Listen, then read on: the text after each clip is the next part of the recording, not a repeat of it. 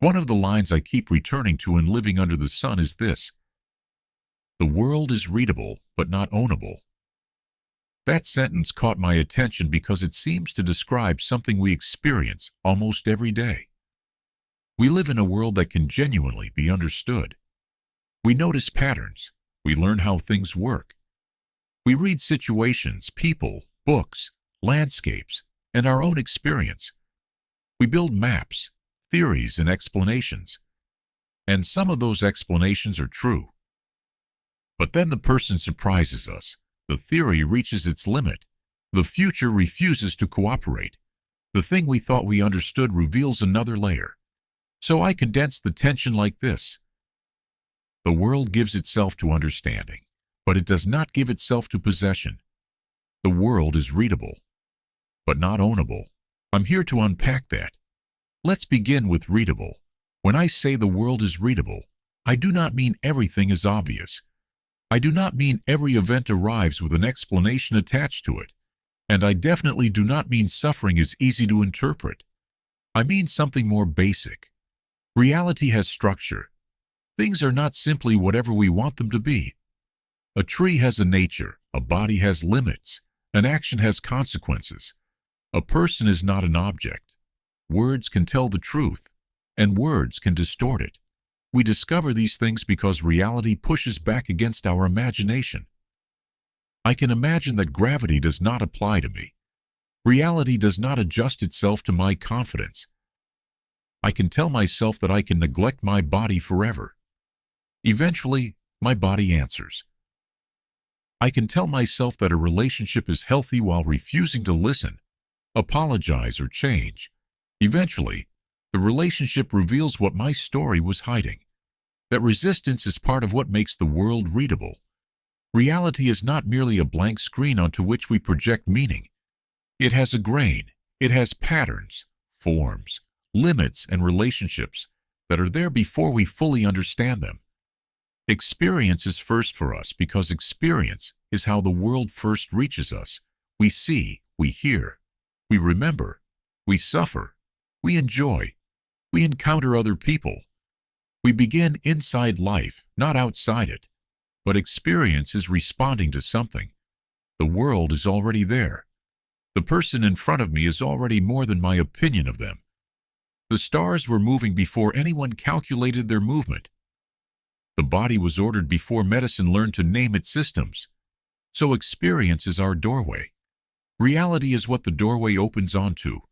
The human mind can meet the world truthfully, not completely, not without error, but truthfully. Science depends on this. Science works because the world behaves with enough regularity to be investigated. Experiments can be repeated.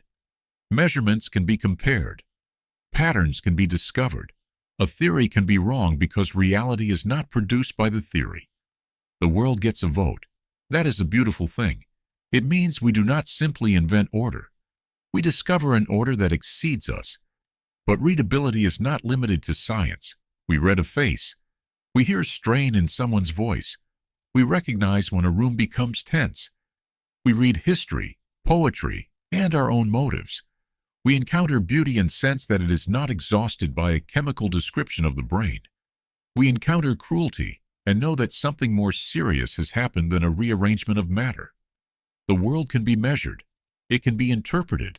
It can be loved. It can be suffered. It can be responded to. That is why I use the word readable rather than simply knowable. Reading requires attention. It requires patience. It requires interpretation. And it requires humility, because a careless reader can misunderstand a real text. The fact that interpretations can be wrong does not mean there is nothing there to interpret. A map may be incomplete without being useless. A person may be mysterious without being unknowable. Reality can be genuinely given without being completely contained. And that brings us to the second half of the sentence. The world is not ownable. By ownable, I mean that reality cannot be mentally possessed as though we stood outside it with the complete map in our hands. We are inside the world we are trying to understand. We are participants before we are masters. Imagine standing on a road in the highlands. You can see the ground beneath you and the bend ahead. You may have a map showing where the road leads. You can recognize the weather, the slope, the direction, and the distance. The road is readable, but you do not possess the whole landscape from where you stand. You cannot see every valley. You do not know exactly what the weather will do. You may not know what is beyond the next hill.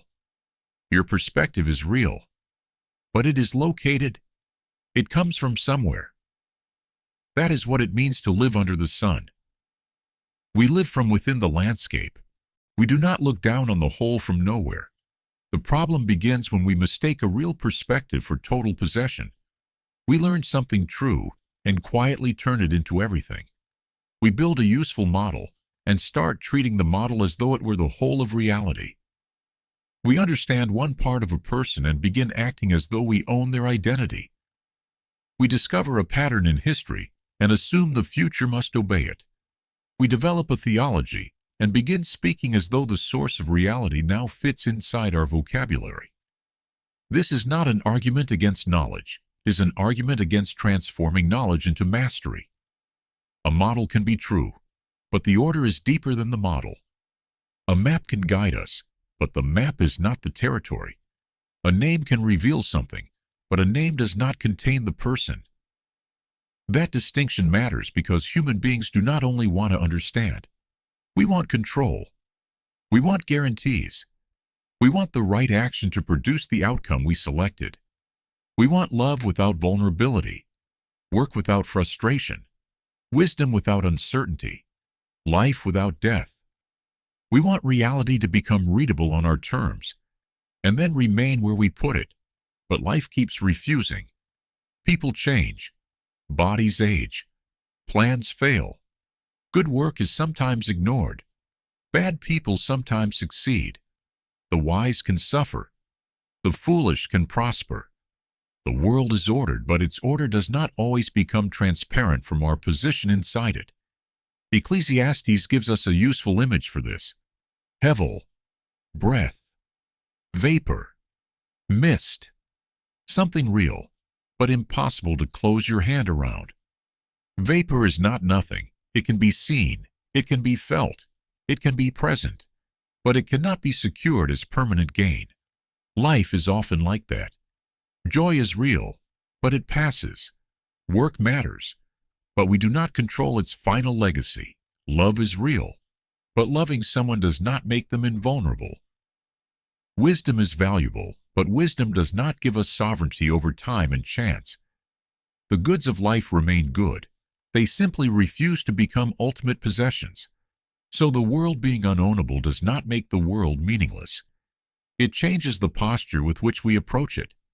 If I think reality must be possessed before it can be meaningful, every limit feels like a defeat. Mystery feels like failure. Uncertainty feels like emptiness. The passing of joy makes joy seem worthless. The limits of knowledge make truth seem impossible. But what if meaning was never something we were meant to hold from the outside? What if meaning is something we participate in from within? That is the turn. Living under the sun does not say, because we cannot possess the whole, there is no whole. And it does not say, because the world is meaningful, we should be able to explain everything. It refuses both extremes. Despair says, I cannot own meaning, therefore meaning is absent. False certainty says, meaning is real, therefore I can account for every wound. But both positions still demand mastery. One gives up because mastery failed. The other pretends mastery has been achieved. The alternative is participation. Participation means I receive reality before I control it. I pay attention before I impose an answer. I allow the person in front of me to be more than my category for them. I use science to understand the world without pretending measurement exhausts existence. I seek wisdom without treating wisdom as a guarantee.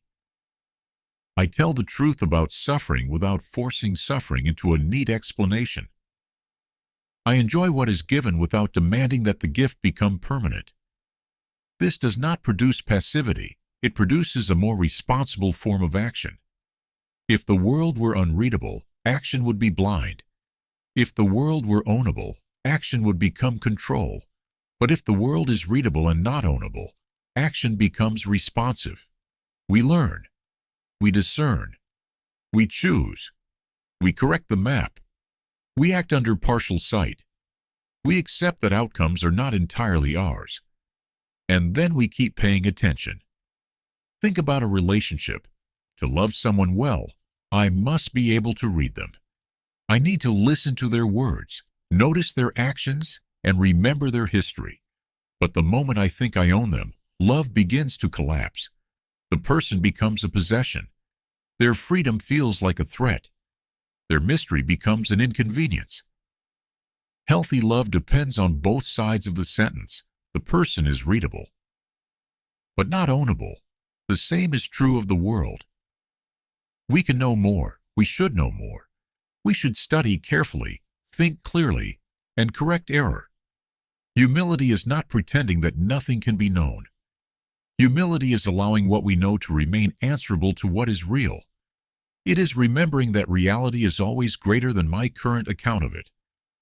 So when I say the world is readable but not ownable, I am trying to protect two truths at once.